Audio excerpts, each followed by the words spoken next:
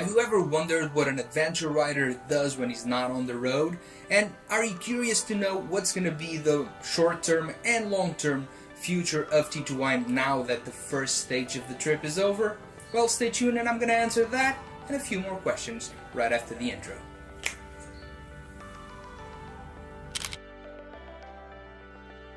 So hello again to all of you that stayed through the intro, and let me start by pointing out that this episode's not going to be super exciting. There's not going to be motorcycle rides, there's not going to be tips and tricks, there's not going to be any of that. It's just going to be me explaining some things to you that are quite important. First of all is, what happens now? Final episode of the trip was last week, at least this first part of the trip, because the trip was divided in several segments, and the first part ended, not as we wanted in Dubai, but back in Portugal. I'm not going to talk about the trip just yet, I'm going to leave that to a later date, but we'll come back to that. So for now, what happens is, we're back in Portugal, we're going to work a little bit, and that's going to allow us to save money, it's going to allow us to prepare everything for the second part of the trip. That's going to start, I'm reckoning, more towards the end of the year, if not the beginning of next year. But all things at this point are a little bit adjustable.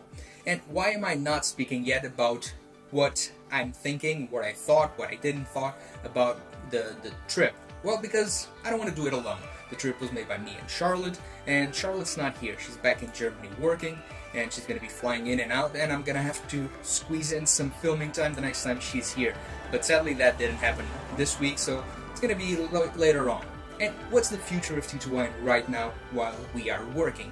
Well, I want to play around with a lot of different things. I want to up the production value of all of this channel, and I want to boost that with reviews, I want to boost that with interviews, because there's a lot of very exciting and interesting people that inspire me a lot to do this, and a lot of them are around here in Portugal, a lot of them are in other countries close by that maybe we can just get to meet and share a drink, share some tea, share some wine, and share some stories. And of course I want to share that with you. So in the next couple of weeks, probably there's not going to be an episode, neither Arch, neither the vlog, because I really want to play around with a lot of ideas that we debated during the trip that I want to put into action. But for that, I need to stop, I need to test, I need to play around a lot, and I cannot personally do that while continuing to produce content week after week.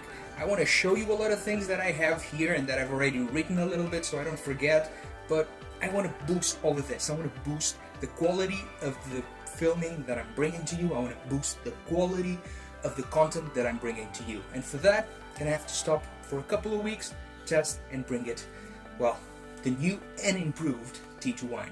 Most likely, in the future, that's going to serve as a one episode a week for the time being.